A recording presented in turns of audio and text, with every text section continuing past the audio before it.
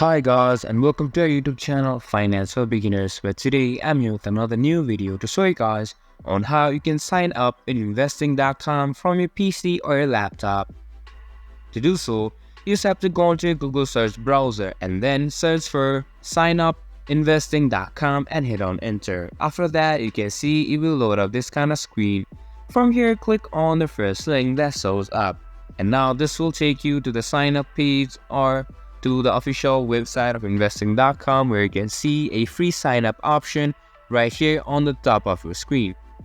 Click on free sign up and now this kind of pop-up will appear. Now you can continue with your Facebook account or even with your Google account, or if you don't want to, you can just sign up with your email. Now select the option that you want to sign up in your investing.com with, and you'll be able to create your account from there. And this is a easy process on how you can sign up to your investing.com. This was for this video, and I hope you guys find our video helpful. If you do, make sure to leave a like, subscribe to our YouTube channel and hit the bell notification. And don't forget to drop a comment for review and for more content like this. See you guys in our next video. Thank you for watching.